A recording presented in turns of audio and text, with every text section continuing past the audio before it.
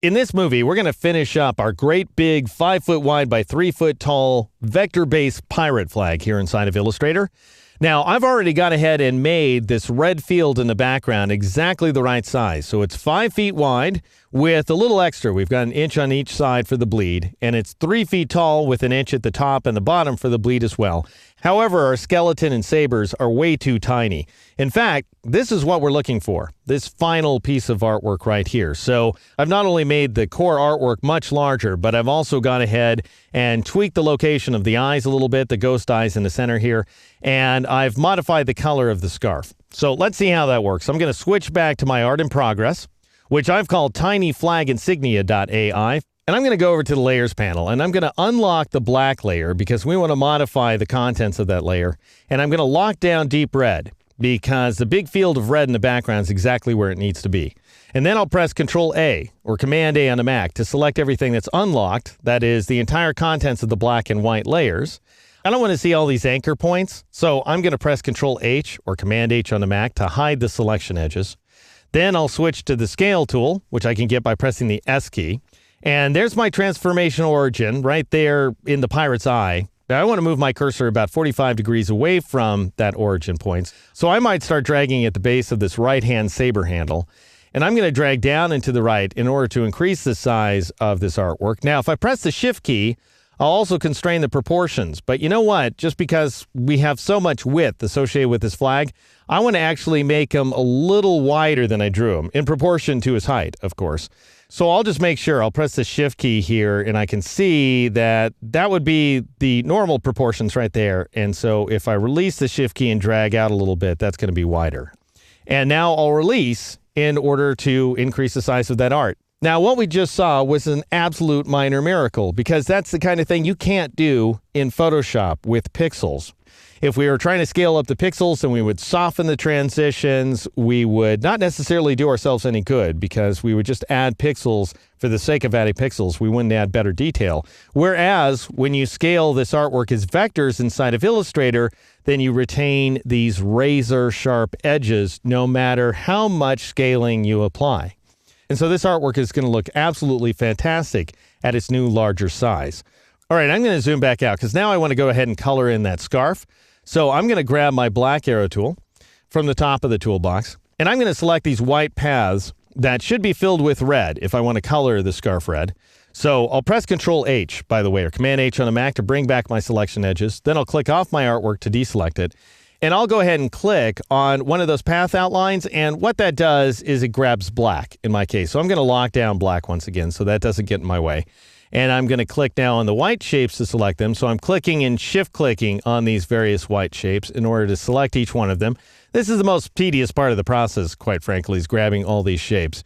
Because at a point, it's a little difficult to determine who should be part of the scarf and who shouldn't. But if you follow my lead here, you'll get everything that I regard to be part of the scarf. Because this part back here, for example, is a bit of the saber. This is a part of his jaw. This is part of the earring right there. This is part of his skull and so on. So some of these shapes I absolutely do not want.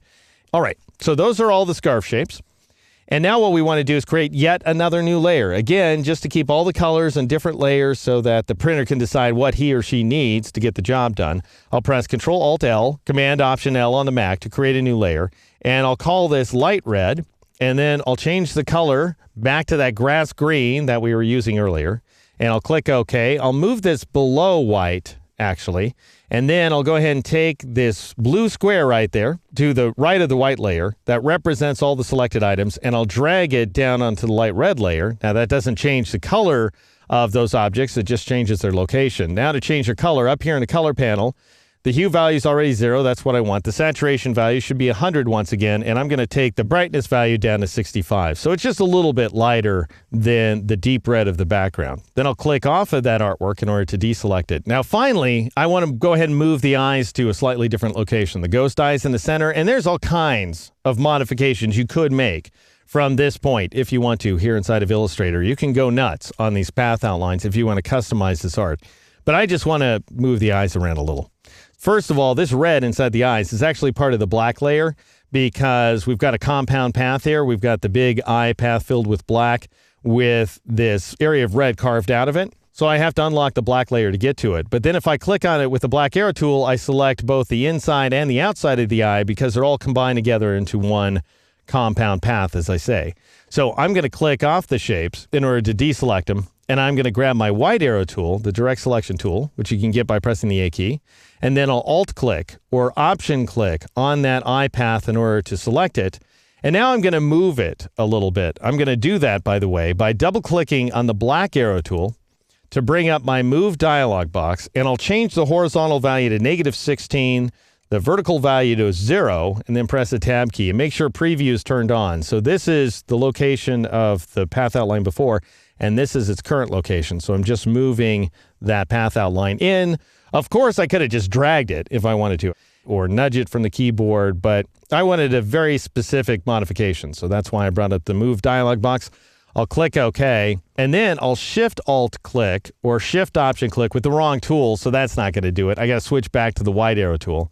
All right, let's try that again. I'll Alt-click or Option-click on this path to select the whole thing, then Shift-Alt-click or Shift-Option-click on this path, and then double-click again on the black arrow tool to bring up the Move dialog box.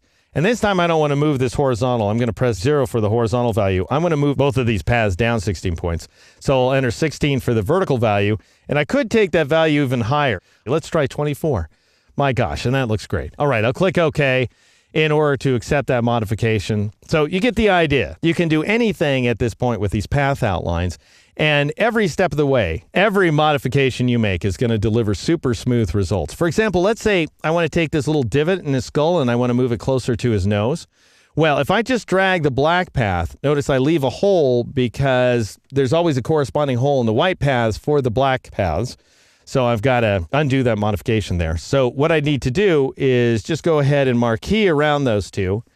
And in this case, I go ahead and select the entire path. I forget, of course, this is a compound path, so I'm going to grab them both. And by the way, that little marquee trick is only going to work if you press Control-K, Command-K on a Mac, and then you go here to Selection and Anchor Points Display, and you turn on Object Selection by Path Only. That's very important. Otherwise, you're going to drag that white path around. Anyway, I'll go ahead and cancel out of there because mine was already turned on. I'll grab the white arrow tool, click off the shapes, then I will Alt-drag or Option-drag around those two paths in order to select them both. That is, they're two coincident paths, one right on top of the other. Then I'll just go ahead and drag it over like so. So, again, no end to the modifications you can make, the finessing that you can apply to this flag. Everything, no matter what, is going to come out super smooth, as impeccably smooth as it ever was in the first place. Thanks to our meticulously step-by-step approach to this project, every one of those steps, by the way, is extremely important, and the power of the Live Trace feature here inside Illustrator.